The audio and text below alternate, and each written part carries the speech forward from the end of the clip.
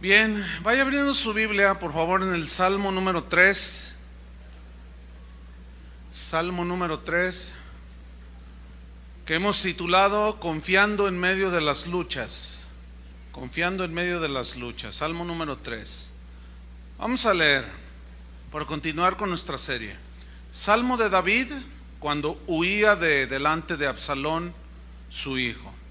Oh Jehová, cuántos se han multiplicado mis adversarios. Muchos son los que se levantan contra mí. Muchos son los que dicen de mí, no hay para él salvación en Dios. Mas tú, Jehová, eres escudo alrededor de mí, mi gloria y el que levanta mi cabeza. Con mi voz clamé a Jehová, y él me respondió desde su monte santo.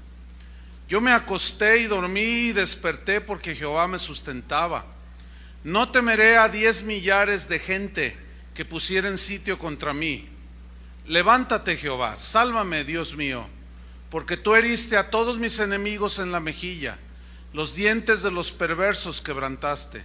La salvación es de Jehová, sobre tu pueblo sea tu bendición.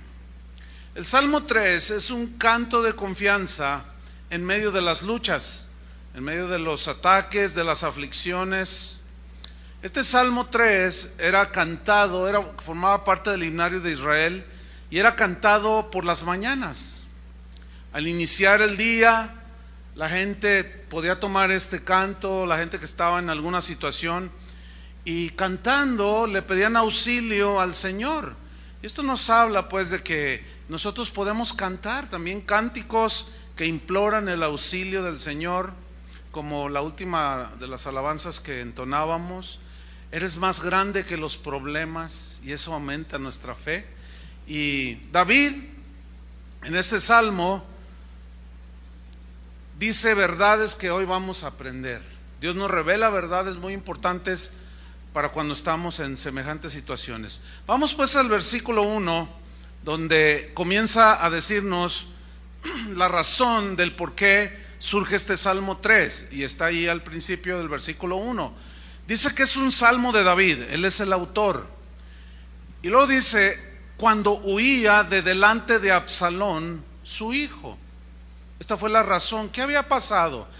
No lo busque, pero en la segunda carta de Samuel, el segundo libro de Samuel, de los capítulos 14 al 17, ahí nos narra todo lo que tiene que ver con este episodio de donde surgió el Salmo 3.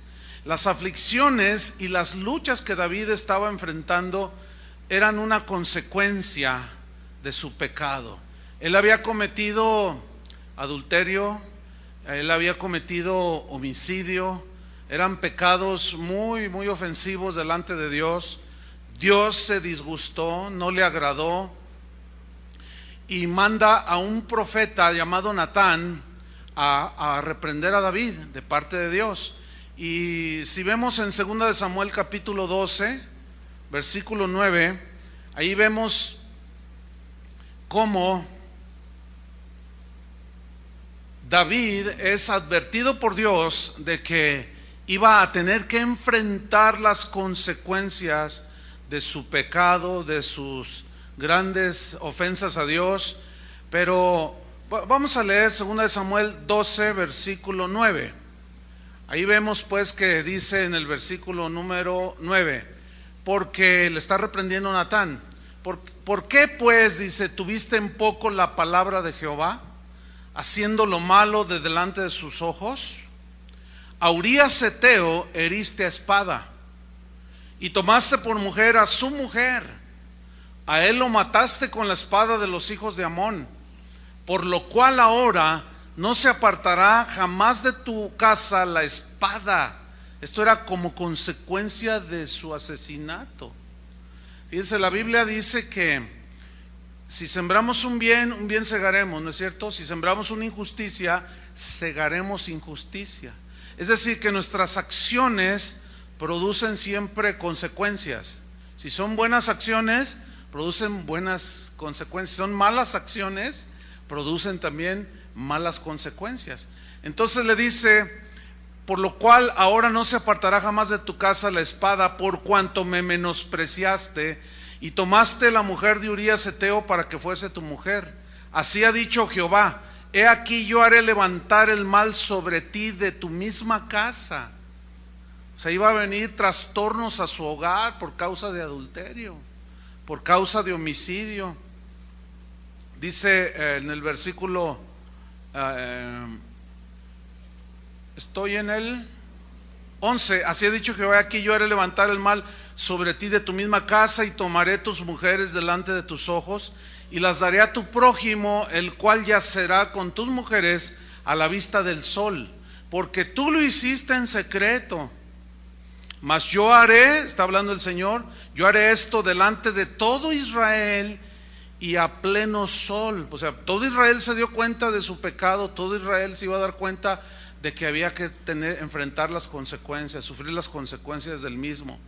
Pero tú, dice el versículo 13, entonces dijo David a Natán: pequé contra Jehová. O sea, en ese momento David está reconociendo su pecado y dice, y Natán dijo a David: también Jehová ha remitido tu pecado. O sea, también Dios ha perdonado tu pecado. ¿Por qué? Porque el que se arrepiente alcanza misericordia. La Biblia dice que si confesamos nuestros pecados, ¿qué? Él es fiel y justo para perdonarnos y limpiarnos de toda maldad. Y luego le dice: no morirás. La sentencia era muerte, pero Dios le perdona la vida. Sin embargo, las consecuencias de sus pecados tenía que enfrentarlas. Aquí en este acontecimiento muy lamentable en la vida de David, se ven envueltos la familia de él, y aparecen tres de los hijos de David. Tuvo más, pero aparece Absalón, Amón y Tamar, que era su hija de David, en un suceso muy, muy lamentable. ¿Por qué? Porque sucede que Amón violó a su hermana Tamar, abusó de ella. Entonces Absalón, en venganza, porque amaba mucho a su hermana, en venganza lo persiguió a su hermano Amón, o medio hermano era en sí, y lo asesinó. ¿Sí?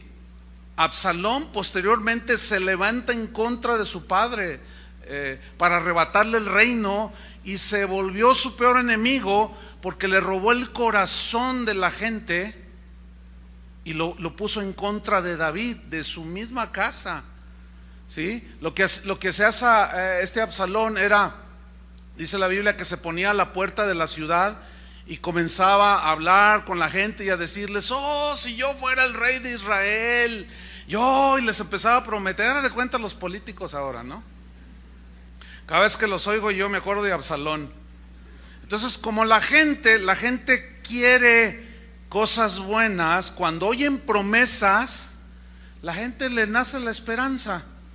Pero David aquí Absalón, lo hizo de una manera que estaba violando y se estaba metiendo con problemas con Dios, porque estaba volteando el corazón de la gente que estaba bajo el reinado de David, y volteó, le dio un golpe de estado. Entonces David enfrenta esta situación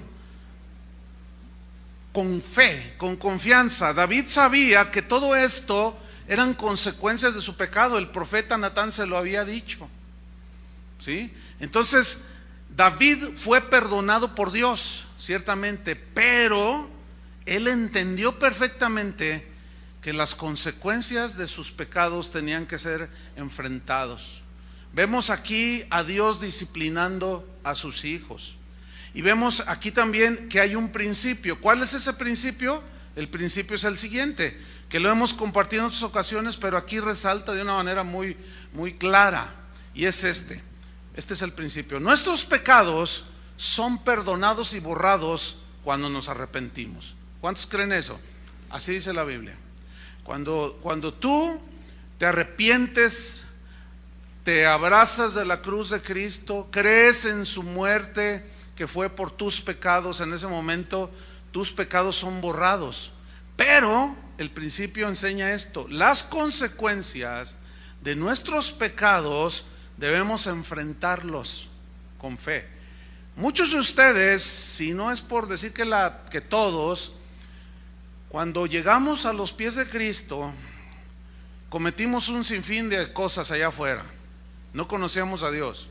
Entonces llegamos, conocemos a Cristo, empezamos a vivir la vida cristiana, pero si no entendemos este principio nos pueden poner en un dilema. El dilema les los voy a ilustrar de una manera muy sencilla. Resulta, aquí tenemos a un hombre que maltrataba a su esposa, la engañaba con otras mujeres, la agredía, la golpeaba, pero un día Dios tuvo misericordia de ese hombre y se arrepintió y Dios le perdonó sus pecados y cambió su vida. Pero luego este hombre va y busca a la esposa que lo había abandonado y a sus hijos y le dice: mujer, quiero volver contigo, va a hacer las cosas diferentes. Y en ese momento su hijo mayor llega y lo enfrenta y le dice: lárgate de aquí, no te quiero ver. Y su esposa le dice: no quiero nada contigo, pero ya soy hijo de Dios, ya Dios me cambió. Pero ellos no entienden eso y te corren de allí. Entonces tú te desconciertas y dices: Señor, ¿por qué? Si yo ya me arrepentí. Es que son dos cosas diferentes. Tu saldo con el Señor ya quedó borrado, limpiado. ¿Me están entendiendo? Pero ahora hay que enfrentar las consecuencias de tus errores. Tu esposa no te tiene confianza. Tus hijos se sintieron abandonados, los golpeaste, hiciste cosas con ellos. Entonces no esperes que al llegar ellos te van a recibir: ya te convertiste. ¿En qué? Te van a decir. Pues ellos no entienden eso. Entonces tú te vas a enfrentar con eso, con las consecuencias de tus pecados, que ya fueron perdonados, pero ahora es otra etapa en tu vida. Espero me haya explicado. Entonces, Dios tiene misericordia de nosotros, hermanos. Él nos fortalece para enfrentar las consecuencias de nuestros errores. La Biblia dice que padre es aquel al que su hijo no disciplina. Entonces Dios nos disciplina y disciplinó a su siervo amado David por sus pecados. Lo perdonó, pero le dijo: pero vas a enfrentar las consecuencias. En tu casa va a haber muchos problemas, pero vas a tener que afianzarte de mí. En otras palabras, de esa circunstancia surge el Salmo 3, fíjese. Entonces vamos a continuar en el versículo 1. Comienza a decir: oh Jehová, cuántos se han multiplicado mis adversarios, muchos son los que se levantan contra mí. Así comienza diciendo David. Aquí lo que David está diciendo es que él había perdido el apoyo del pueblo de Israel, que había sido engañado por Absalón su hijo, y de pronto ve que todos aquellos a los que él gobernaba y les hizo bien, de pronto se volvieron sus enemigos, sus contrarios, y de pronto comenzó a sentir y a vivir y a experimentar el rechazo, los ataques, las calumnias, las agresiones. Pero David, este es lo bueno que tenía David, sabía acudir en el tiempo de la adversidad, sabía acudir a Dios. Dios era su refugio. Y aquí aprendemos una lección. Tú aprende a refugiarte en el Señor cuando tú veas que vienen las situaciones difíciles de la vida. En algunas ocasiones serán, fíjate bien, pon atención, las consecuencias de tus errores vendrán tarde o temprano, por un lado, y por otro lado las mismas situaciones de la vida que nos afligen, que se van a dar sí o sí. Por eso tienes que aprender tú, tengo que aprender yo, cada uno de manera individual, a refugiarnos en Dios. En el Salmo 9, versículo 9,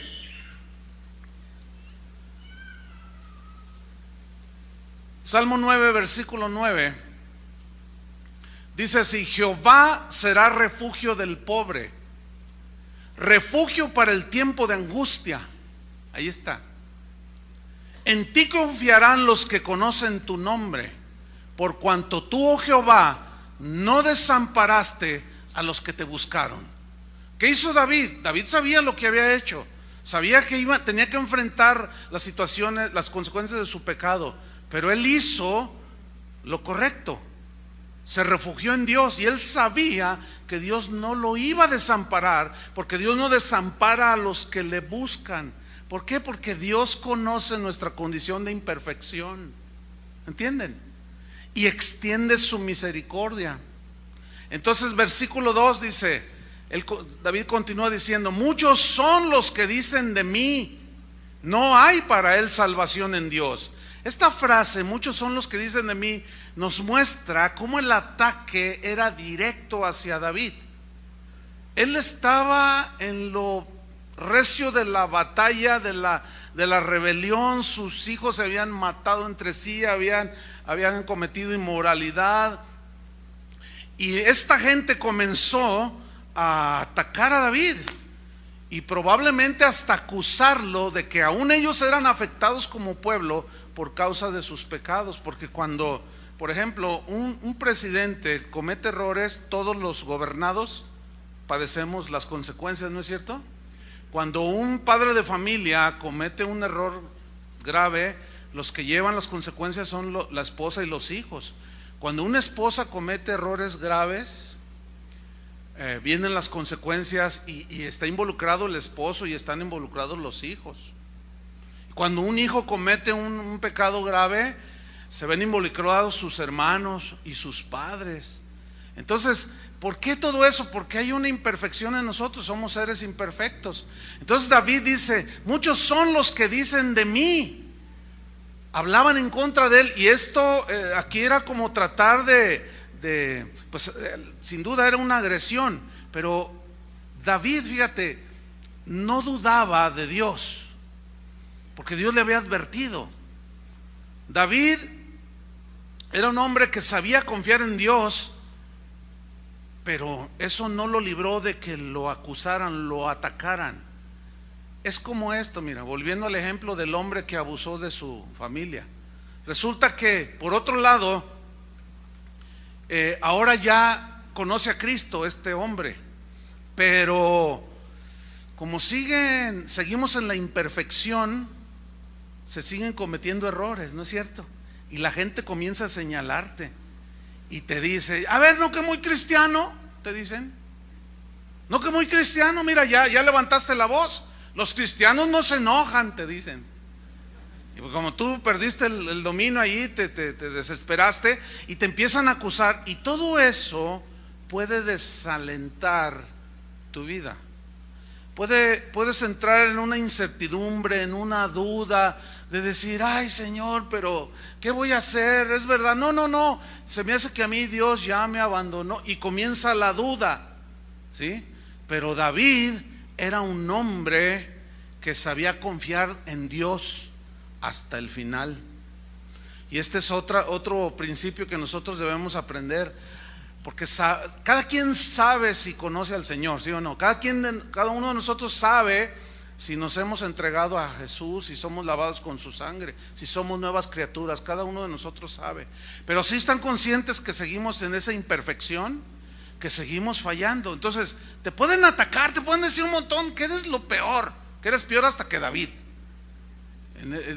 que un pecado peor que el de David, o qué sé yo. Pero hermanos, confiemos en Dios, porque Dios levanta al caído, ¿sí? Los hombres no tienen misericordia y siguen pisoteando más al caído. Salmo 27, búscalo por favor, Salmo 27. Porque aquí denota una vez más la fe y la confianza que tenía en Dios. Salmo 27, dice así: oye, oh Jehová, mi voz con que a ti clamo. Ten misericordia de mí. Lo primero que dice es: ten misericordia de mí, porque David conocía la misericordia de Dios. Dice: y respóndeme. Mi corazón ha dicho de ti: buscad mi rostro. Tu rostro buscaré, oh Jehová. Aquí todavía en el Salmo 27 también estaba él en una situación difícil. No escondas tu rostro de mí, no apartes con ira a tu siervo. Mi ayuda has sido, no me dejes ni me desampares, Dios de mi salvación. Noten cómo él está clamando y está invocando su salvación de la situación en la que estaba. Versículo número 10. Aunque mi padre y mi madre me dejaran, con todo Jehová me recogerá. O sea, David sabía, aunque todo el reino, todos los que él gobernó se volvieran en contra de él, aunque mi padre y mi madre me abandonaran, me dejaran por causa de cómo fui yo, y tengo que enfrentar mis consecuencias. Dice, con todo eso, dice Jehová, Dios, ¿qué? Me recogerá. Dios no me va a abandonar. Hermanos, Dios no nos abandona.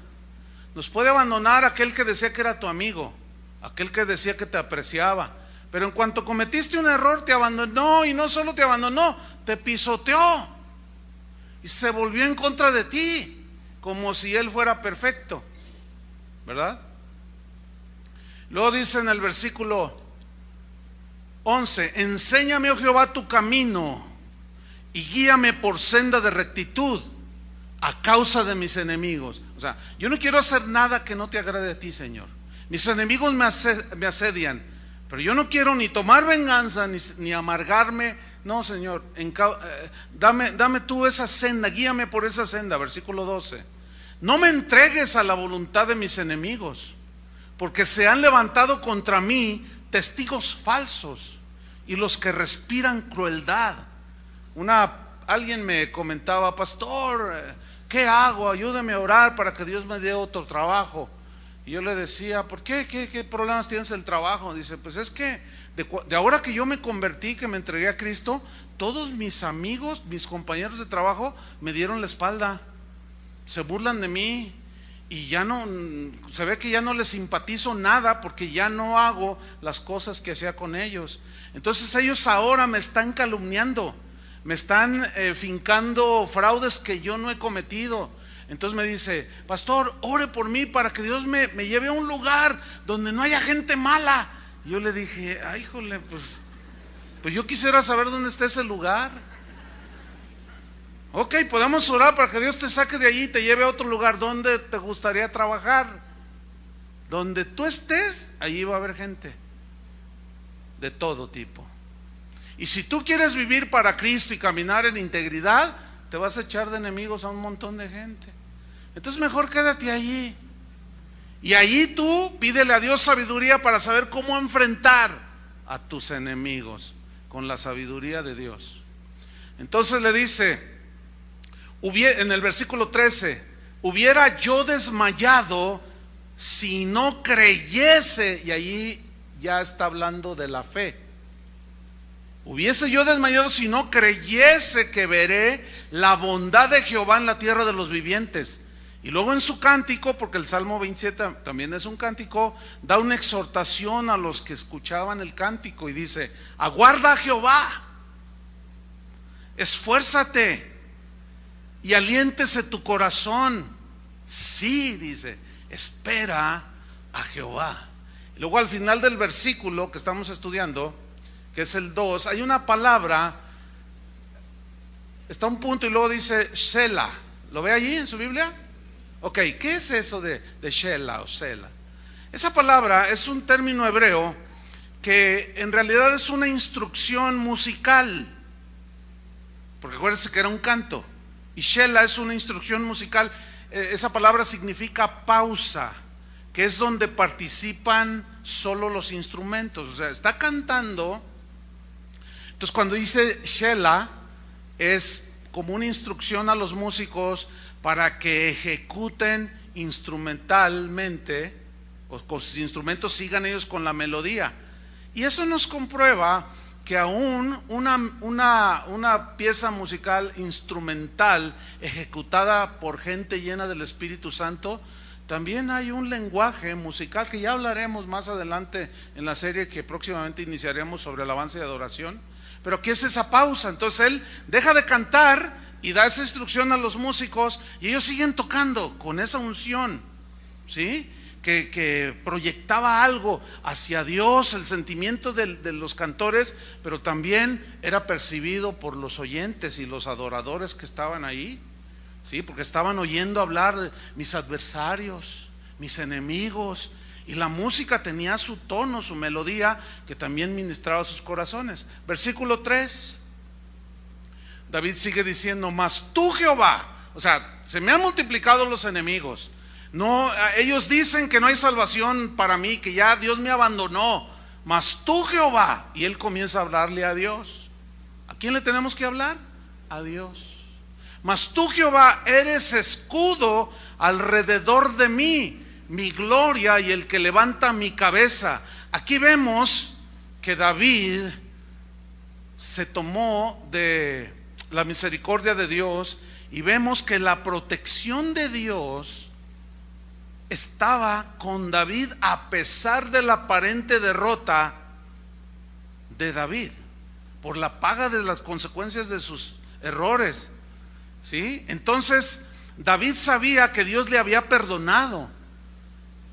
David en ese momento sabía que ya había arreglado cuentas con Dios, que ya había sido remitido su pecado, que ya había sido eliminado de la presencia de Dios. Por lo tanto, David ya en este momento del Salmo ya estaba en comunión con Dios de nuevo, ¿sí? Entonces él clama al Señor con toda confianza. Ahora fíjate qué tremendo. Cristo a nosotros nos acercó al Padre. Su sacrificio fue el camino vivo que Él nos abrió para llegar hasta el lugar santísimo. Cristo dijo: yo soy la puerta, nadie va al Padre si no es por mí. Entonces, cuando nosotros entramos por la fe, creemos ese sacrificio de Cristo, que Cristo hizo en la cruz, en ese momento nosotros entramos al mismo lugar de la presencia de Dios. ¿Entiende? ¿Por qué? ¿Por méritos propios? No, sino por la fe, en base a lo que Cristo hizo por nosotros en la cruz, no por lo que nosotros hayamos hecho a favor de Él o para Él, no. Entonces David sabía que su pecado había sido perdonado, y por eso se acercó con confianza, sabiendo que era imperfecto, ¿sí? Sabiendo que estaba enfrentando las situaciones de conflicto como consecuencia de sus pecados. Pero vemos en este salmo que David no está diciendo que quite de él eso. No, David está pidiendo auxilio, que me fortalezcas, Dios mío, que me des fuerza, que consueles mi alma, etcétera. Porque le dice: tú eres mi escudo y gloria mía, el que levanta mi cabeza. Y luego dice, en esta frase donde dice: eres escudo alrededor de mí, esa frase habla de protección, ¿no es cierto? Ok, Señor, yo sé que cometí estos errores y estoy pagando las consecuencias, y aún en la ira, acuérdate de la misericordia. Aún en el castigo, en la disciplina, acuérdate de tu misericordia para tu siervo. Y esa frase, eres escudo alrededor de mí, David la conocía. Si ustedes van conmigo a Génesis capítulo 15 versículo 1, sin duda David había leído esta escritura que habla de Abraham. Y en Génesis 15:1, aquí Dios le está haciendo una promesa a Abraham de descendencia, etcétera. Pero mira lo que dice: después de estas cosas vino la palabra de Jehová a Abraham en visión, diciendo: no temas, Abraham, yo soy tu escudo, y tu galardón será sobremanera grande. Pregunta: ¿fue Abraham un hombre perfecto? No, hombre, ¿qué va? Era totalmente imperfecto, como David, como tú, como yo. Hasta el día de hoy se ven las consecuencias del error más grande que cometió Abraham en su tiempo, por tener un hijo fuera del matrimonio. ¿Se acuerdan? ¿Sí? Hasta la fecha vemos pleitos entre dos naciones, los árabes, los musulmanes con los judíos. Todo eso es consecuencia de su gran error. Pero aún así Dios le dijo: yo seré tu escudo. O sea, sí, las consecuencias son inevitables, pero en medio de esas consecuencias, a pesar de que se viene lo recio de la batalla, Dios sigue siendo escudo, porque somos imperfectos. Y si Dios no tiene misericordia de nuestra imperfección, entonces ¿quién, hermanos? Fíjate, Dios confió el mensaje de la predicación a seres imperfectos como nosotros, ¿sí? Y obviamente que cometemos errores, pero en ese confiar en nuestra imperfección, para eso Él proveyó la gracia. La gracia es un favor inmerecido. O sea, Él nos levanta de donde estamos caídos, no porque somos algo o somos muy valiosos, como algunos han dicho, sino por su gracia. Gracia es favor inmerecido, no merecemos nada, sin embargo Dios nos tiende la mano y nos levanta, ¿sí? Entonces David conocía sin duda esta escritura, por eso dijo: eres escudo alrededor de mí. Y un escudo habla de protección. El otro día estaba mirando en uno de los canales de mis favoritos, uno es el History Channel, y cuando tengo tiempo, pues eventualmente veo cosas que me gustan, sí, pero también aprendo. Y hay un programa que me gusta mucho que habla del universo, ¿sí? De cómo está formado, las galaxias. Entonces, allí estaban hablando de cómo estaba constituida la Tierra, ¿sí? Claro, ellos lo ven desde el punto de vista evolucionista, ¿eh? Pero pues eso yo no le hago caso, sino yo me quedo maravillado de la creación de Dios. Entonces estaban describiendo cómo es que la Tierra tiene algunas capas protectoras alrededor de ella. Por ejemplo, hablaban de la magnetosfera. ¿Qué es la magnetosfera? Y yo escuchando dije: qué interesante lo que está diciendo. Y yo pensando en este salmo, y pues hasta me sirvió de ilustración. La magnetosfera, según dijeron ahí, después yo me metí ahí al diccionario, es una capa que está alrededor de la Tierra que actúa como un escudo, ¿sí? ¿En qué sentido? Rechaza los vientos solares, porque el sol, expulsa unas lenguas de fuego. Dicen los científicos que de kilómetros de altura, lo cual irradian mucho calor, ¿sí?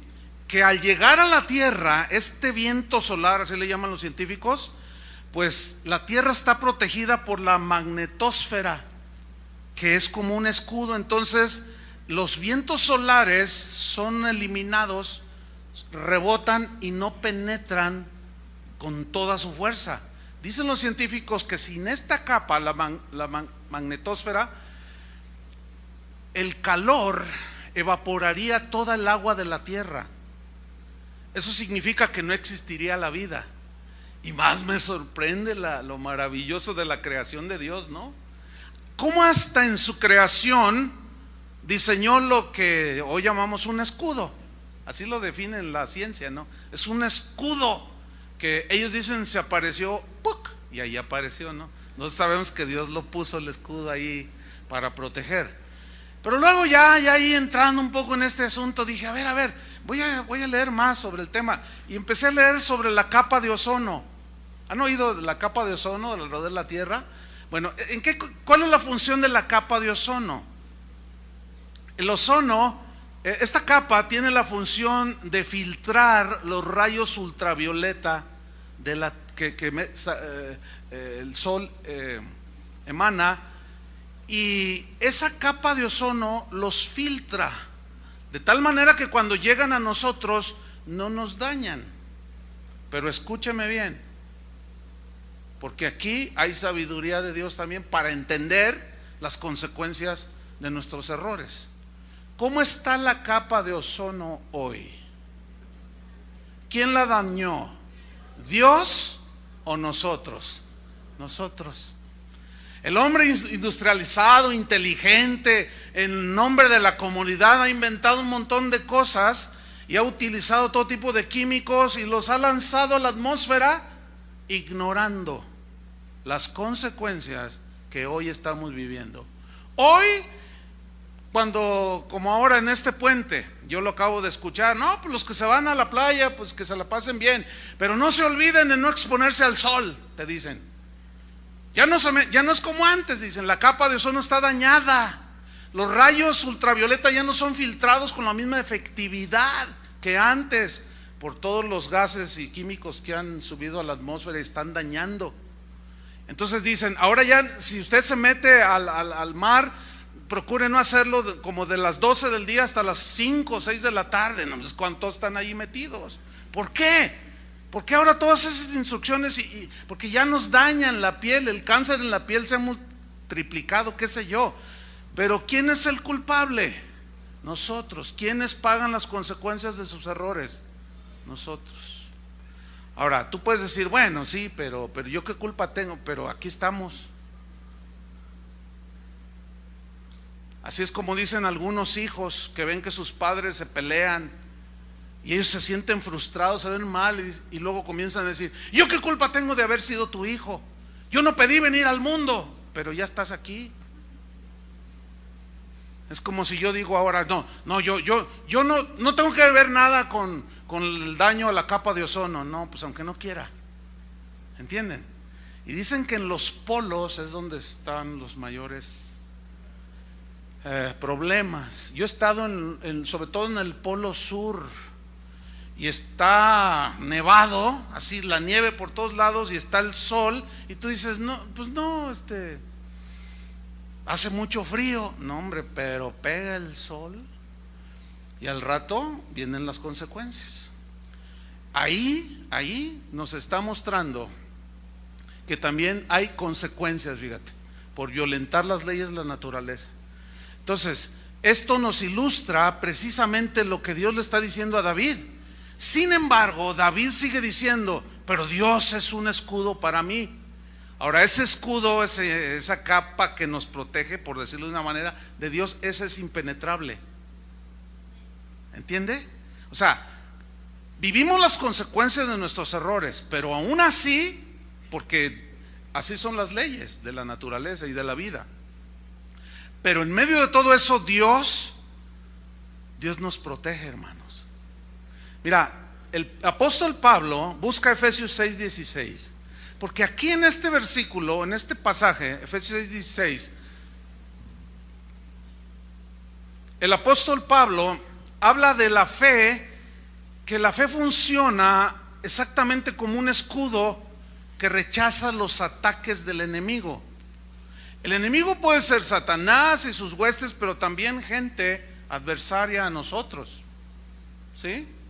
Gente que a lo mejor tú heriste o se rebeló contra ti, o tú ofendiste y ahora estás teniendo una reacción de ellos. Y mira lo que dice Pablo en Efesios 6:16, después de que les habla de tomar toda la armadura de Dios espiritual. Dice Efesios 6:16, sobre todo, dice, tomad el escudo de la fe, con que podáis apagar todos los dardos de fuego del maligno. Ok, lo voy a meter un poco en el contexto de la analogía que Pablo utiliza aquí. Tomad el escudo de la fe. Ok, los soldados en los tiempos del apóstol Pablo, los tiempos bíblicos, los guerreros, los soldados, sobre todo los romanos, ellos habían diseñado un escudo que los cubría desde la cabeza hasta los pies. ¿Por qué? Porque las guerras involucraban, en las armas que usaban ellos, entre otras, eran flechas, arcos o ballestas, y ellos tiraban así al aire al que le cayera, ¿no? Porque antes se peleaban todos en montón. Pero a algunos se les ocurrió envolverles una gasa o qué sé yo, impregnado con algún flamable, ¿sí? Entonces ellos encendían la flecha. ¿Ha visto esto en las películas? Encendían la flecha y luego a la orden del centurión o del capitán, ¡fuego! Todos disparaban y las flechas volaban. Entonces el ejército enemigo, pues imagínense, sufría muchas bajas. No solo la flecha que traspasaba el cuerpo de un soldado, sino que después se encendía, sus ropas se quemaban. Y aparte del dolor de ser traspasado, pues se prendían sus ropas. Entonces Pablo utiliza esa figura y dice, sobre todo, tomad el escudo de la fe, con que podáis apagar todos los dardos de fuego del enemigo. Ahora, la gente que en primera instancia escuchó la instrucción apostólica, ellos entendían bien por el contexto de ellos, que era casi presente. Para nosotros tenemos que hacer ciertas explicaciones. Pero ¿cómo aplicar esto? Ok. Los dardos de fuego del enemigo, ¿cómo qué, por ejemplo? Ok, tú cometes un error, un pecado, te arrepientes, ¿Dios te perdona, sí o no? Ok, pero luego puede venir el ataque a través del mismo enemigo que te dice, ya ves, tú nunca vas a poder ser un buen cristiano, y te tira un dardo de fuego que te quiere traspasar y quiere devorarte en su fuego. Pero entonces tú tienes el escudo de la fe.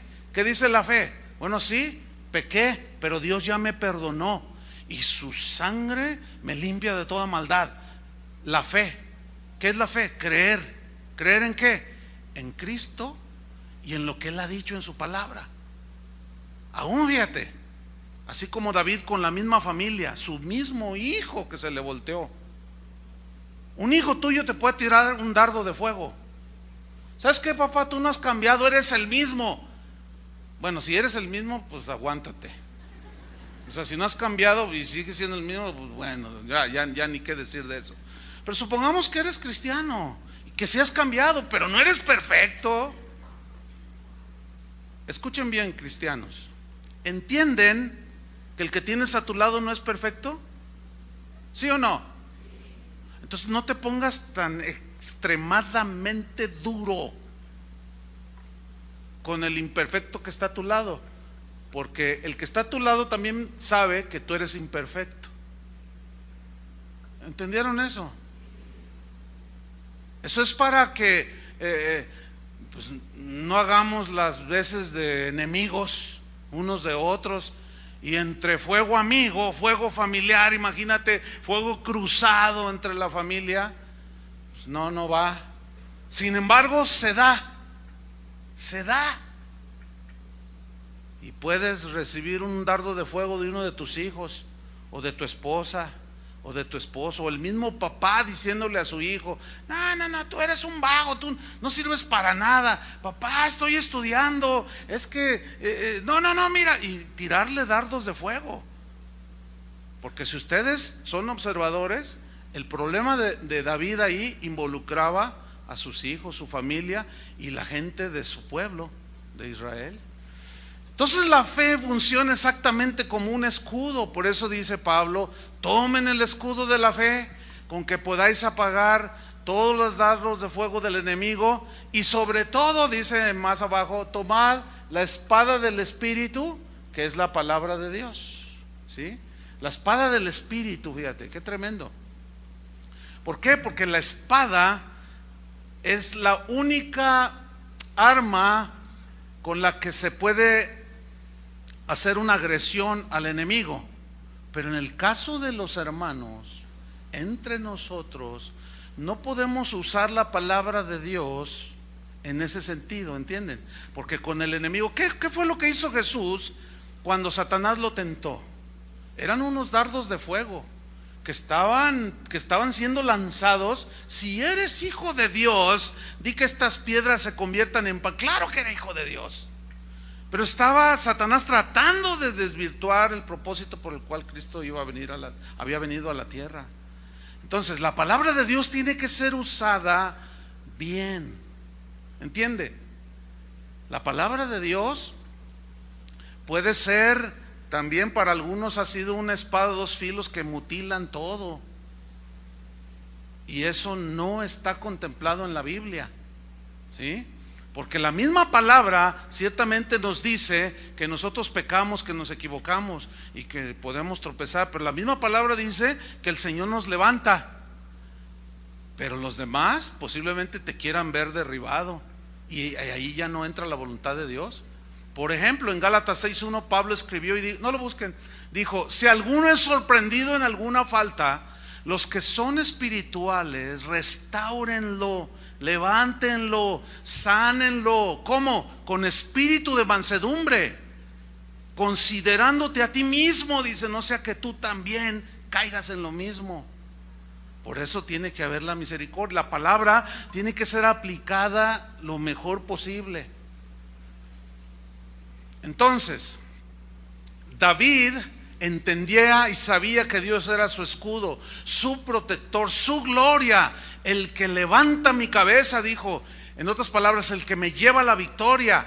Y fíjense, aquí hay algo muy importante. David, en lugar de estar deprimido, de estar ahí ya abandonado, él confiaba en el Señor.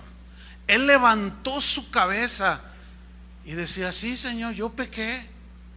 Sí, yo hice todo eso y te doy gracias por tu perdón. Pero ahora todo se me ha volteado, Señor, y entiendo por qué. Consecuencias de lo que yo hice. Pero en ese huracán de adversidades, Señor, yo sé que tú no me abandonarás. Yo sé que tú me vas a ayudar. Yo sé que tú me vas a consolar. Yo sé que tú me vas a tender la mano y me vas a levantar. Fíjese lo que escribió en el Salmo 84, versículo 11. Lo que dice el Salmo 84, 11, referente a cómo Dios es escudo. Dice: porque sol y escudo es Jehová Dios. Salmo 84, 11. Sol. Aquí la referencia a sol es pues que irradia luz, y pues Dios es el que ilumina mi camino, el que me hace ver por dónde ando. Porque sol y escudo, dice, mi protector es Jehová Dios. Y mira lo que viene a continuación: gracia y gloria dará Jehová. Y aquí el salmista tiene una revelación de la gracia, del favor inmerecido. Nosotros no merecemos nada, pero Dios, en su infinita gracia, misericordia, no merecemos nada, pero Él nos tiende la mano y nos saca adelante. No quitará el bien a los que andan en integridad. Fíjate lo que dice aquí: no quitará el bien a los que andan en integridad. Aquí bien, no quitará el bien significa no quitará su protección, su ayuda, su auxilio. No dice que no entrará en una situación de conflicto. Tenemos que estar muy entendidos de esto, hermanos. A eso se refirió el mismo rey David cuando cantó y compuso el Salmo 23, que ya lo explicamos.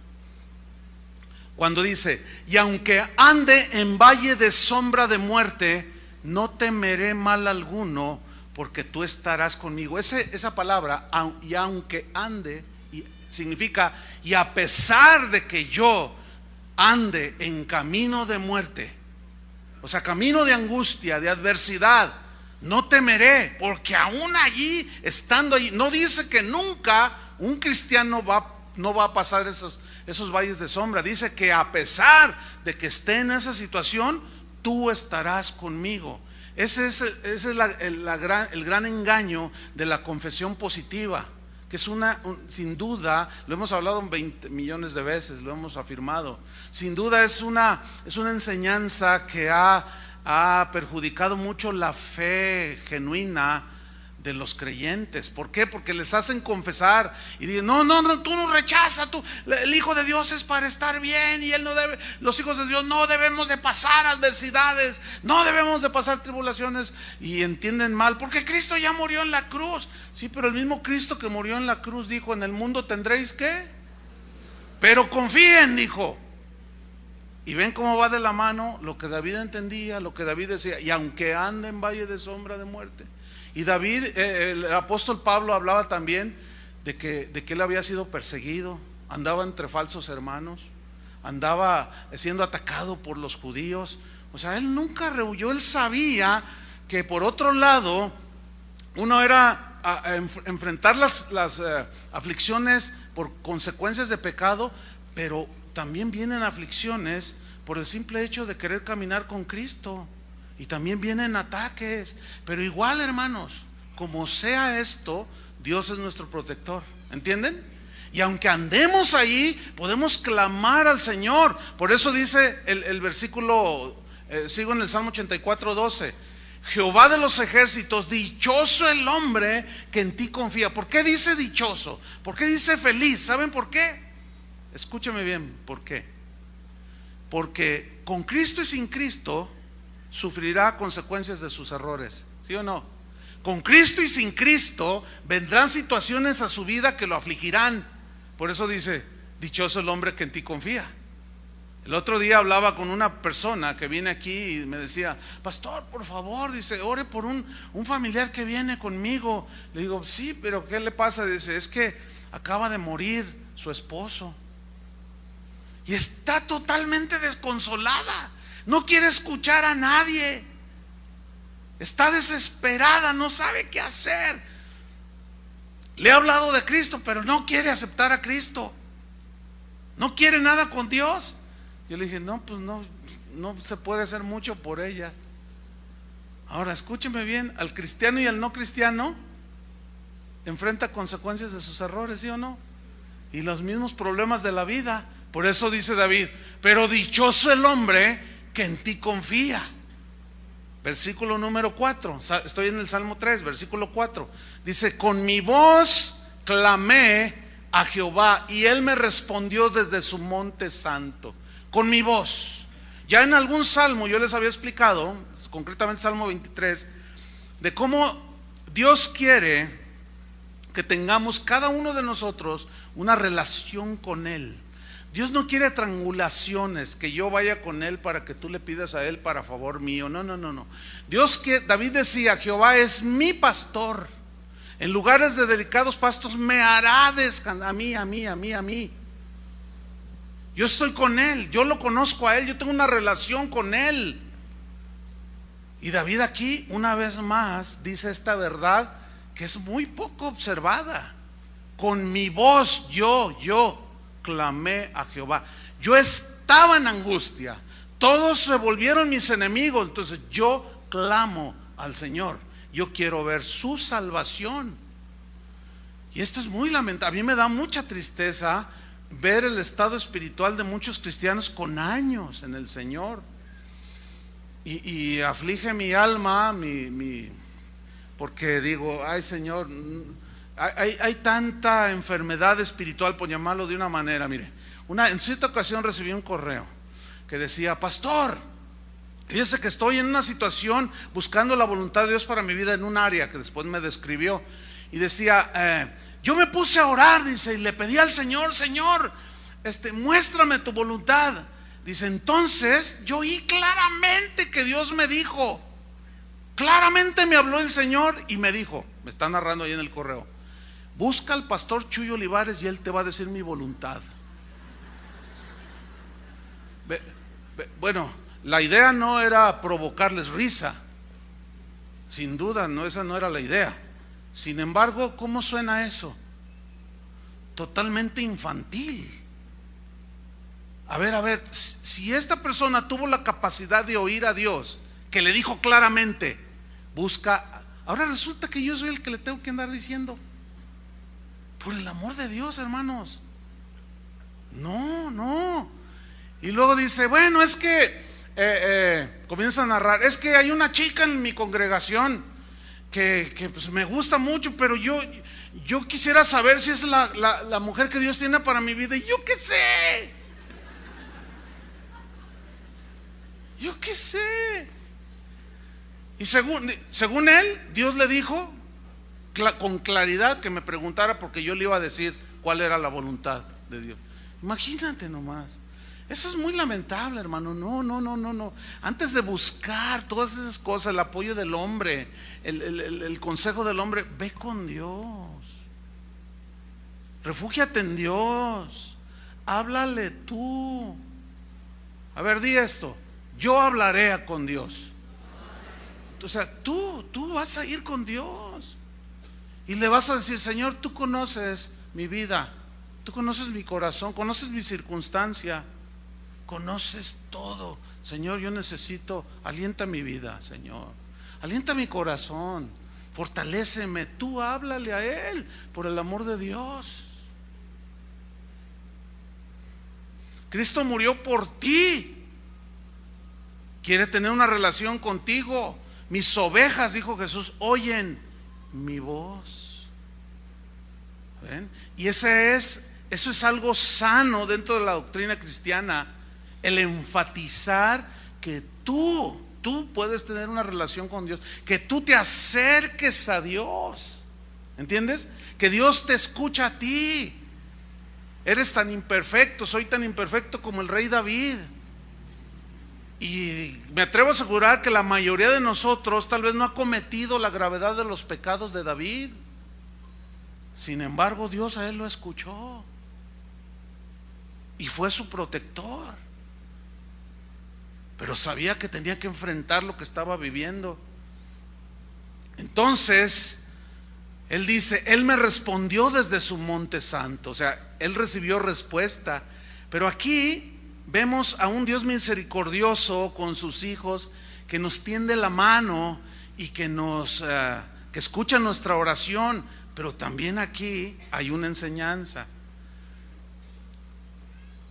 La enseñanza es esta: tú le pides al Señor, tienes fe y le pides, pero en ocasiones Dios en su soberanía te responde como tú le pediste, ¿cierto?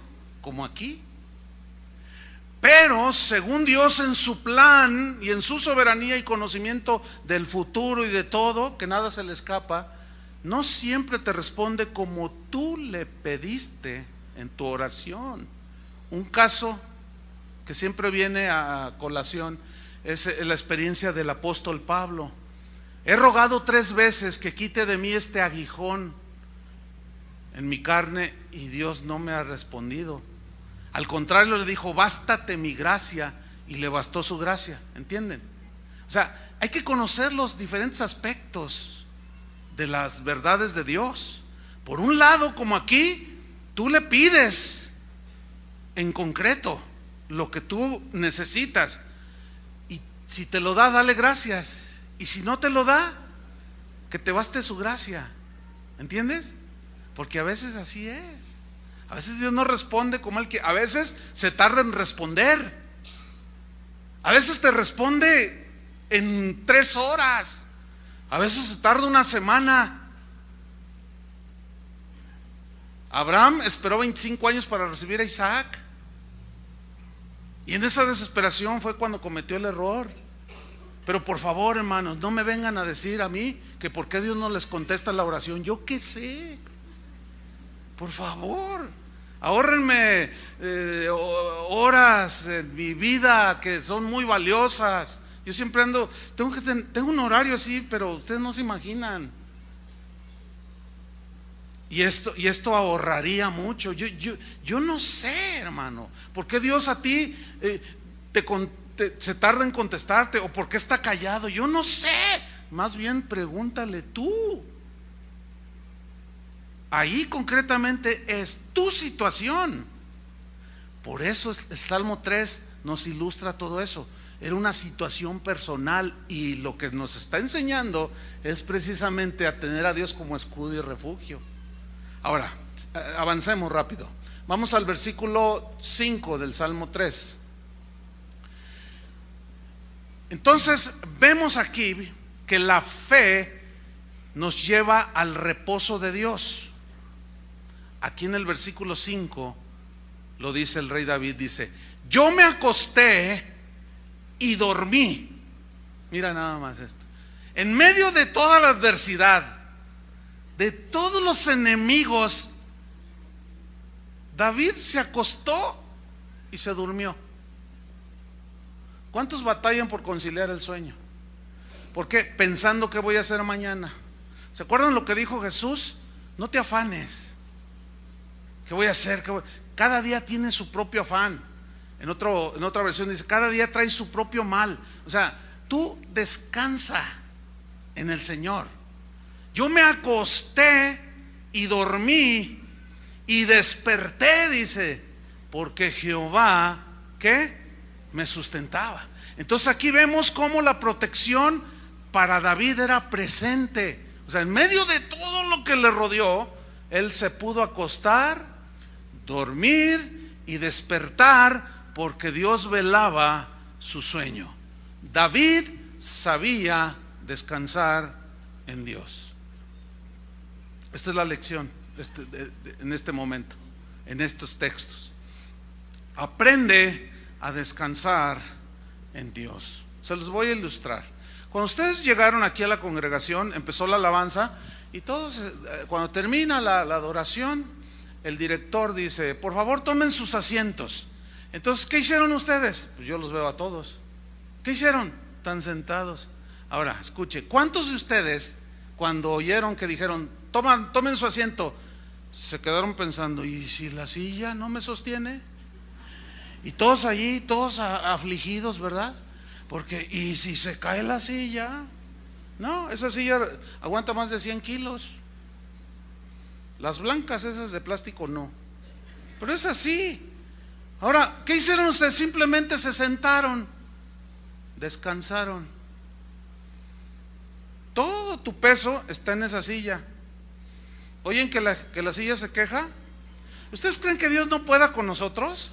Así como para descansar en Él. ¿Ustedes creen que no pueda? Y que oye, pesas mucho, ponte a dieta, mijo. No dice, no. Nadie piensa en eso. Cuando tú llegas en la noche y llegas todo cansado, y a veces ya hasta hay gente que llega tan cansada que hasta ni se pone la pijama y se deja caer en la cama, y nunca están pensando: ¿me sostendrá la cama? ¿Aguantará toda la noche mi peso? ¿Verdad que nadie piensa en eso? Tú simplemente, ¿qué haces? Descansas. Descansar en Dios, hermanos, es algo así. Eso lo mencioné para ilustrarles. David sabía descansar en Dios, hermano. Sabía descansar en Dios. Sabía que cada día tenía que vivirlo, pero también sabía que tenía necesidad de un descanso su cuerpo. Entonces David pudo dormir bien a pesar de la abrumadora agresión de sus enemigos. David podía dormir. Eso es admirable, ¿sí o no? ¿Cuánta gente tiene insomnio ahora? Porque ¿qué voy a hacer? Mañana me van a correr del trabajo, ya no le caigo bien al patrón, me están acusando de lo que yo no hice, mi hijo no llegó en toda la noche, y estamos, pero que... Ahora, si alguno de ustedes comete una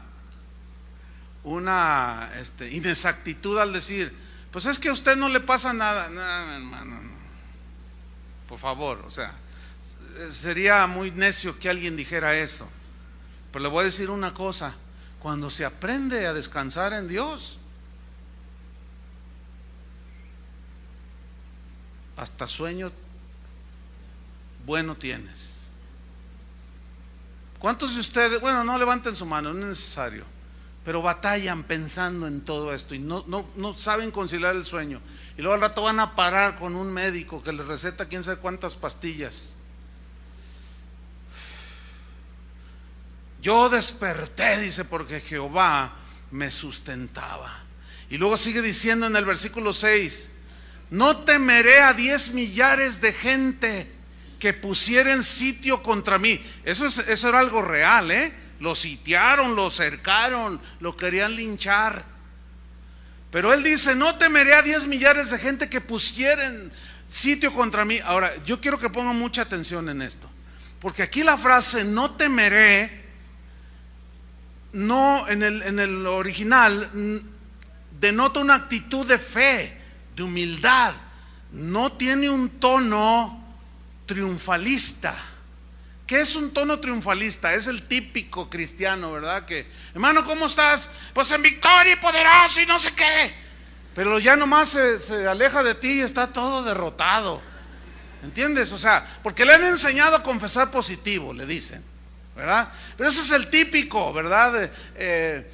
Aseveración triunfalista, ¿verdad? Todo lo puedo en Cristo que me fortalece. Esa es una verdad, pero la actitud con la que se dice es la incorrecta. Tú puedes hablar una verdad con una actitud incorrecta. Es una verdad que Dios, todo lo podemos en Cristo que me fortalece, pero ¿qué actitud? ¿Con qué actitud la dices? Con una actitud así como que todo lo puedo yo. En Cristo, todo lo puedes tú, y claro, suena bien, ¿verdad? En Cristo que me fortalece, pero la verdad es que hay una actitud ahí soberbia. Y yo quiero hacer una anotación aquí, Aquí no hay una actitud triunfalista. No, es una actitud de fe, humilde. Ok, yo me acosté, dormí, desperté porque el Señor me sustentaba. Y luego, en otras palabras, me asomo a la ventana y veo todo sitiado. Pero aquí la actitud es humilde. Pero no temeré porque tú eres mi escudo, Señor. Fortalece mi vida, ¿entienden? No es ese triunfalismo. Les voy a poner un ejemplo de triunfalismo. Esto sucedió en 1983, hace 29 años. Porque esta actitud triunfalista es muy típica de los cristianos de hoy. Y fuimos a la ciudad de León, Guanajuato, a un evento para pastores. El lema del evento, cuando llegamos ahí, iba con el hermano Pablo Hunter, que está allá arriba, el hermano Pablo Hunter. No sé si él se acordará de esto. Pues hace 29 años. Yo creo que sí, porque tiene una memoria impresionante. Y había un letrero así al frente que decía: Guanajuato para Cristo en 24 horas. Entonces pues llegamos y nos sentamos, ¿no? Y me dice el hermano Pablo: hermana, porque así habla el hermano, no es americano, y dice: hermano, dice, ¿qué entiendes tú eso que dice ahí, hermano? Y bueno, yo entiendo que de aquí a 24 horas todo el estado de Guanajuato se van a convertir a Cristo. Dice: hermano, yo entiendo lo mismo. Dice: ¿tú crees eso, hermano? Y le dije: pues no. Entonces inicia el evento y sube el pastor triunfalista y empieza a arengar a todos. ¿Cuántos creen que Guanajuato será para Cristo en 24 horas? Y todos, no sé, 700, 800 pastores que había ahí, todos gritaron amén. Escúchenme bien, eso hace 29 años, hermano.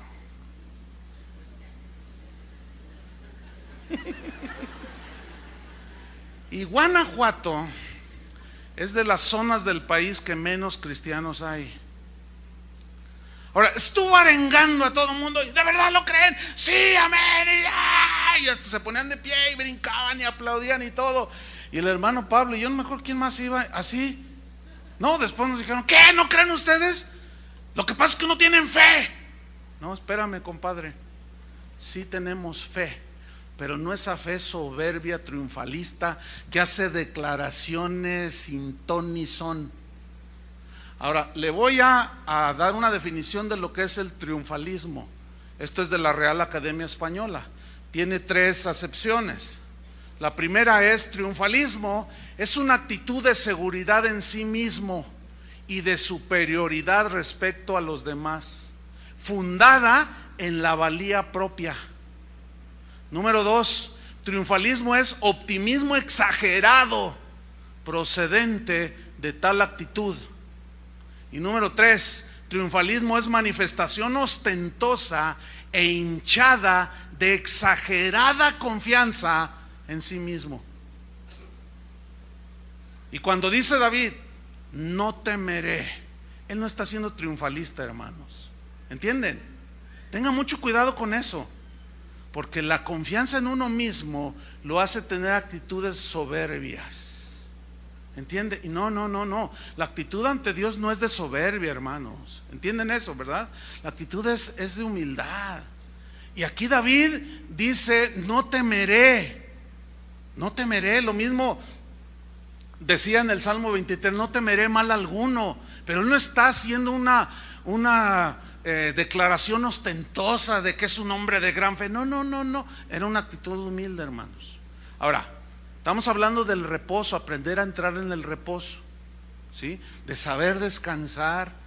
Y solo la fe nos introduce en ese descanso. Ahora, por favor, abran su Biblia en Hebreos 4:1, rápidamente. Hebreos 4:1. Porque fíjate, por un lado dice: no temeré, pero aquí dice: temamos pues. ¿Qué? ¿Se contradice? No, es que son 2 temas diferentes. El no temeré es una súplica, y el temamos pues, ¿ya lo tiene Hebreos 4:1? Fíjese, aquí tiene otro sentido. Temamos pues, no sea que permaneciendo aún la promesa de entrar en su reposo, en el reposo de Dios, algunos de vosotros parezcan no haberlo alcanzado. Porque también a nosotros se nos ha anunciado la buena nueva como a ellos, pero no les aprovechó oír la palabra por no ir acompañada de fe en los que la oyeron. ¿Entiende eso? Es como esto. Estamos hablando que el Señor, en medio de las aflicciones, de las pruebas, de angustia, todo, es nuestro escudo, nos ayuda, etcétera, todo lo que ya dije. Pero puede ser que alguien esté ahí sentado escuchando, o por el internet o en la televisión, y estar oyendo y decir cosas como: no, pero pues a mí Dios no me quiere. No, pero pues a mí. O alguien te está tirando un dardo de fuego. A ti no te oye Dios, ¿eh? Y tú: no, pues sí, no, a mí no. Y luego escuchas, y es para ti, y háblale tú, y tú tienes una relación y confía en su misericordia. Y estar: no, pero no, a mí se me hace que a mí no me surge efecto eso. Para mí no es esto, será para ti porque tú no eres tan mala, viejita, yo sí soy bien mal. Y empiezan con una de rollos.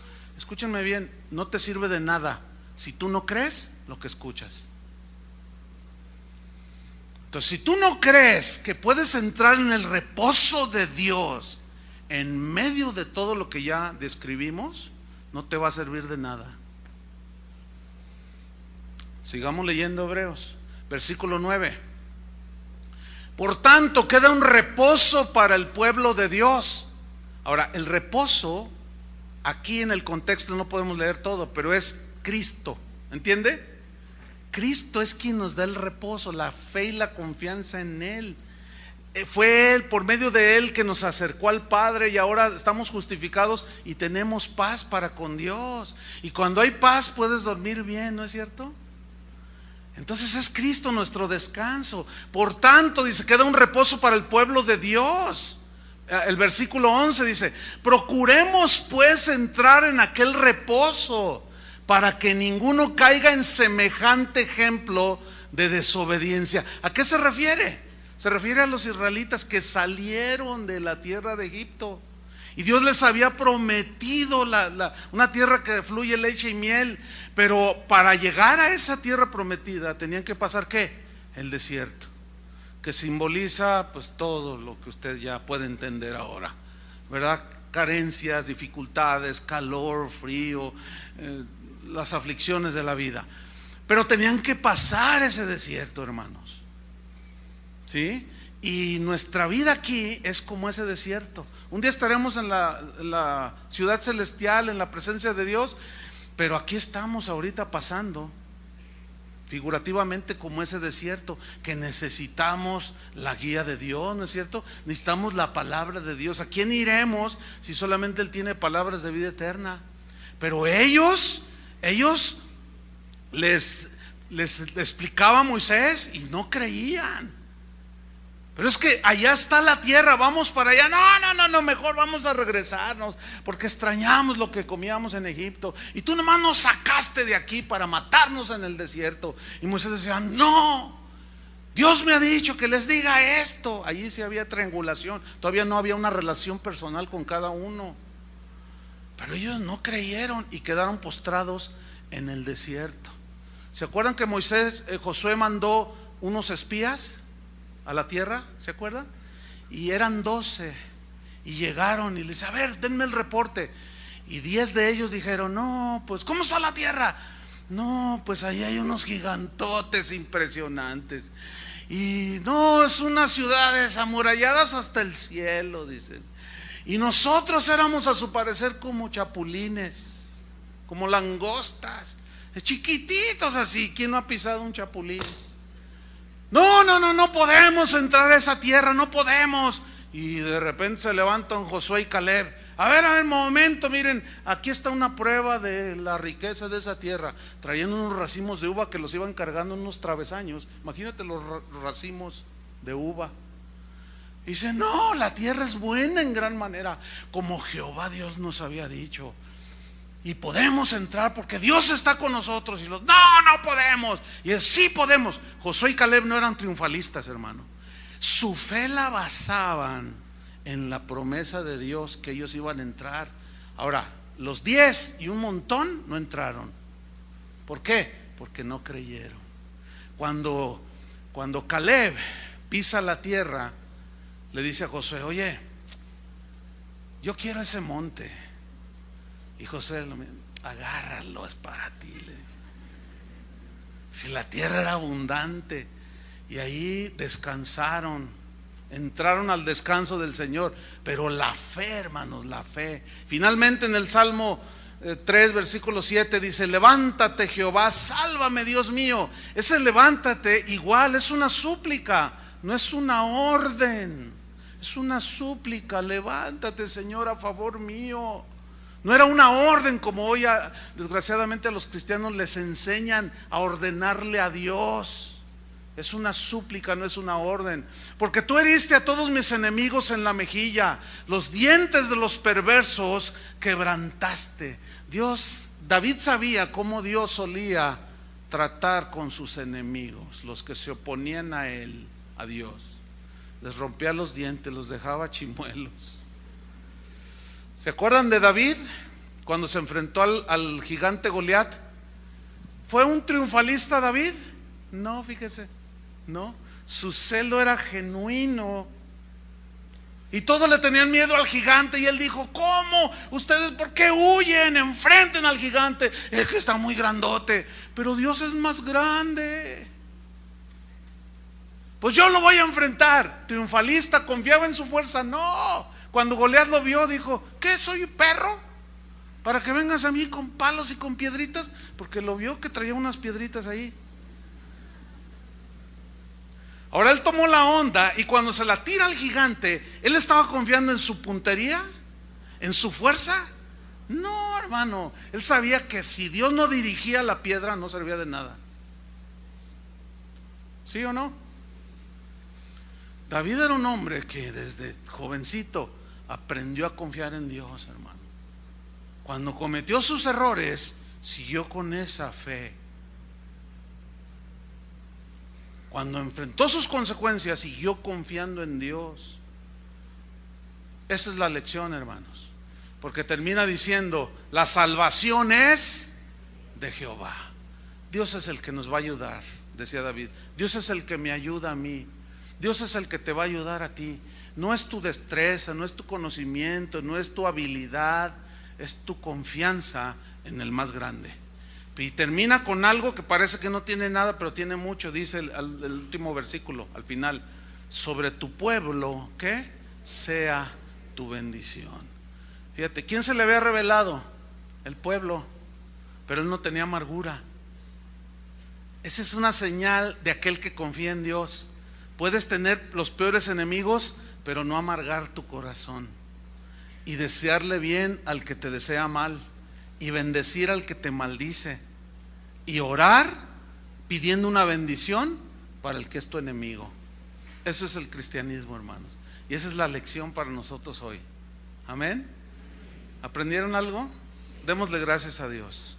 Señor, te damos muchas gracias por tu preciosa palabra que nos alimenta, nos guía, nos dirige, nos exhorta, nos reprende, nos corrige. Tantas cosas, Señor.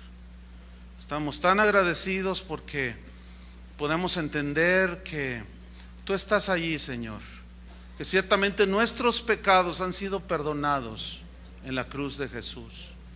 Pero hay una realidad que pocas veces observamos y ponemos atención, que hay consecuencias de nuestros errores, como las tuvo David, Pedro, todos. Ya de por sí las mismas cosas de la vida cotidiana, de la vida piadosa, traen conflicto.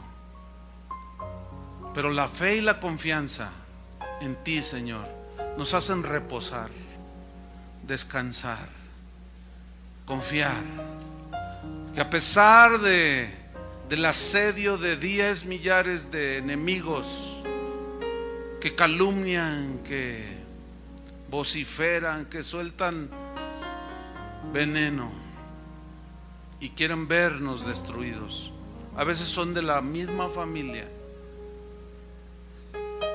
tú estás ahí, Señor, porque hasta el día de hoy sigues siendo escudo alrededor de nosotros, de tu pueblo, Señor. Entendemos nuestra imperfección pero también queremos entender la imperfección de los demás.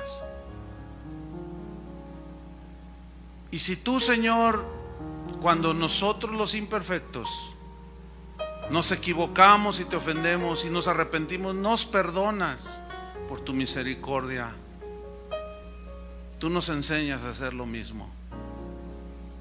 Y no debemos de tener una actitud arrogante ni triunfalista de que, dando a entender que no nos equivocamos. Todos nos equivocamos. Necesitamos tu auxilio, Señor.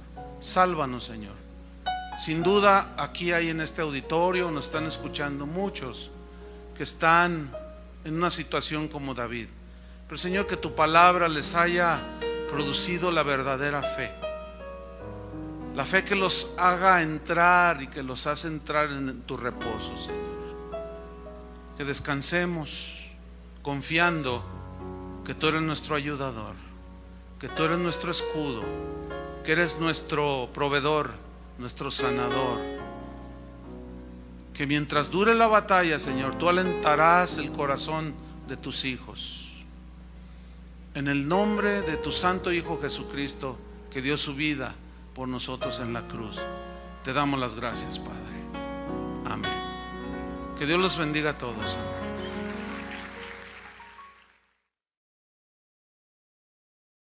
También malas consecuencias. Entonces le dice: por lo cual ahora no se apartará jamás de tu casa la espada, por cuanto me menospreciaste y tomaste la mujer de Urías Heteo para que fuese tu mujer. Así ha dicho Jehová: he aquí yo haré levantar el mal sobre ti de tu misma casa. O sea, iba a venir trastornos a su hogar por causa de adulterio, por causa de homicidio. Dice en el versículo, estoy en el 11, así ha dicho Jehová: aquí yo haré levantar el mal sobre ti de tu misma casa, y tomaré tus mujeres delante de tus ojos, y las daré a tu prójimo, el cual yacerá con tus mujeres a la vista del sol, porque tú lo hiciste en secreto. Mas yo haré, está hablando el Señor, yo haré esto delante de todo Israel y a pleno sol. O sea, todo Israel se dio cuenta de su pecado, todo Israel se iba a dar cuenta de que había que enfrentar las consecuencias, sufrir las consecuencias del mismo. Pero tú, dice versículo 13, entonces dijo David a Natán: pequé contra Jehová. O sea, en ese momento David está reconociendo su pecado y dice, y Natán dijo a David: también Jehová ha remitido tu pecado. O sea, también Dios ha perdonado tu pecado. ¿Por qué? Porque el que se arrepiente alcanza misericordia. La Biblia dice que si confesamos nuestros pecados, ¿qué? Él es fiel y justo para perdonarnos y limpiarnos de toda maldad. Y luego le dice: no morirás. La sentencia era muerte, pero Dios le perdona la vida. Sin embargo, las consecuencias de sus pecados tenía que enfrentarlas. Aquí en este acontecimiento muy lamentable en la vida de David, se ven envueltos la familia de él, y aparecen tres de los hijos de David. Tuvo más, pero aparece Absalón, Amón y Tamar, que era su hija de David, en un suceso muy, muy lamentable. ¿Por qué? Porque sucede que Amón violó a su hermana Tamar, abusó de ella. Entonces Absalón dice que es un salmo de David, él es el autor. Y luego dice: cuando huía de delante de Absalón, su hijo. Esta fue la razón. ¿Qué había pasado? No lo busque, pero en la segunda carta de Samuel, el segundo libro de Samuel, de los capítulos 14 al 17, ahí nos narra todo lo que tiene que ver con este episodio de donde surgió el Salmo 3. Las aflicciones y las luchas que David estaba enfrentando eran una consecuencia de su pecado. Él había cometido adulterio, él había cometido homicidio, eran pecados muy, muy ofensivos delante de Dios. Dios se disgustó, no le agradó, y manda a un profeta llamado Natán a reprender a David de parte de Dios. Y si vemos en 2 de Samuel capítulo 12, versículo 9, ahí vemos cómo David es advertido por Dios de que iba a tener que enfrentar las consecuencias de su pecado, de sus grandes ofensas a Dios. Pero vamos a leer 2 de Samuel 12, versículo 9. Ahí vemos pues que dice en el versículo número 9, porque le está reprendiendo a Natán. ¿Por qué pues, dice, tuviste en poco la palabra de Jehová, haciendo lo malo de delante de sus ojos? A Urías Heteo heriste a espada, y tomaste por mujer a su mujer. A él lo mataste con la espada de los hijos de Amón, por lo cual ahora no se apartará jamás de tu casa la espada. Esto era como consecuencia de su asesinato. Fíjense, la Biblia dice que si sembramos un bien segaremos, ¿no es cierto? Si sembramos una injusticia, segaremos injusticia. Es decir, que nuestras acciones producen siempre consecuencias. Si son buenas acciones, producen buenas consecuencias. Si son malas acciones, producen tus pecados son borrados. Pero el principio enseña esto: las consecuencias de nuestros pecados debemos enfrentarlos con fe. Muchos de ustedes, si no es por decir que todos, cuando llegamos a los pies de Cristo, cometimos un sinfín de cosas allá afuera. No conocíamos a Dios. Entonces llegamos, conocemos a Cristo, empezamos a vivir la vida cristiana, pero si no entendemos este principio nos pueden poner en un dilema. El dilema les los voy a ilustrar de una manera muy sencilla. Resulta, aquí tenemos a un hombre que maltrataba a su esposa, la engañaba con otras mujeres, la agredía, la golpeaba, pero un día Dios tuvo misericordia de ese hombre y se arrepintió y Dios le perdonó sus pecados y cambió su vida. Pero luego este hombre va y busca a la esposa que lo había abandonado y a sus hijos y le dice: mujer, quiero volver contigo, va a hacer las cosas diferentes. Y en ese momento su hijo mayor llega y lo enfrenta y le dice: lárgate de aquí, no te quiero ver. Y su esposa le dice: no quiero nada contigo, pero ya soy hijo de Dios, ya Dios me cambió. Pero ellos no entienden eso y te corren de allí. Entonces tú te desconciertas y dices: Señor, ¿por qué? Si yo ya me arrepentí. Es que son dos cosas diferentes. Tu saldo con el Señor ya quedó borrado, limpiado. ¿Me están entendiendo? Pero ahora hay que enfrentar las consecuencias de tus errores. Tu esposa no te tiene confianza. Tus hijos se sintieron abandonados, los golpeaste, hiciste cosas con ellos. Entonces no esperes que al llegar ellos te van a recibir. Ya te convertiste. ¿En qué? Te van a decir. O sea, ellos no entienden eso. Entonces tú te vas a enfrentar con eso, con las consecuencias de tus pecados, que ya fueron perdonados, pero ahora es otra etapa en tu vida. Espero me haya explicado. Entonces, Dios tiene misericordia de nosotros, hermanos. Él nos fortalece para enfrentar. Bien, vaya abriendo su Biblia, por favor, en el Salmo número 3. Salmo número 3, que hemos titulado Confiando en medio de las luchas. Confiando en medio de las luchas. Salmo número 3. Vamos a leer para continuar con nuestra serie. Salmo de David cuando huía de delante de Absalón, su hijo. Oh Jehová, cuántos se han multiplicado mis adversarios. Muchos son los que se levantan contra mí. Muchos son los que dicen de mí: no hay para él salvación en Dios. Mas tú, Jehová, eres escudo alrededor de mí, mi gloria y el que levanta mi cabeza. Con mi voz clamé a Jehová, y él me respondió desde su monte santo. Yo me acosté y dormí y desperté, porque Jehová me sustentaba. No temeré a 10 millares de gente que pusieren sitio contra mí. Levántate, Jehová, sálvame, Dios mío, porque tú heriste a todos mis enemigos en la mejilla, los dientes de los perversos quebrantaste. La salvación es de Jehová, sobre tu pueblo sea tu bendición. El Salmo 3 es un canto de confianza en medio de las luchas, en medio de los ataques, de las aflicciones.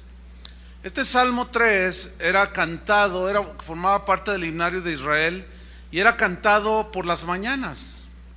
Al iniciar el día, la gente podía tomar este canto, la gente que estaba en alguna situación, y cantando le pedían auxilio al Señor.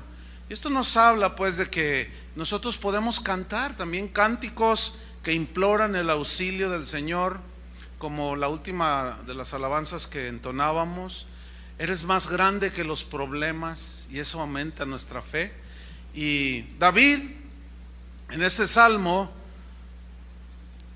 dice verdades que hoy vamos a aprender.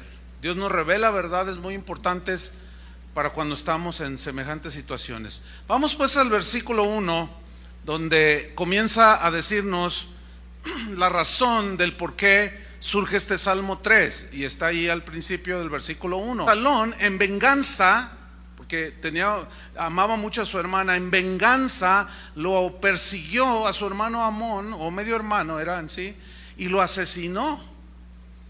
¿Sí? Absalón posteriormente se levanta en contra de su padre para arrebatarle el reino, y se volvió su peor enemigo porque le robó el corazón de la gente y lo puso en contra de David, de su misma casa.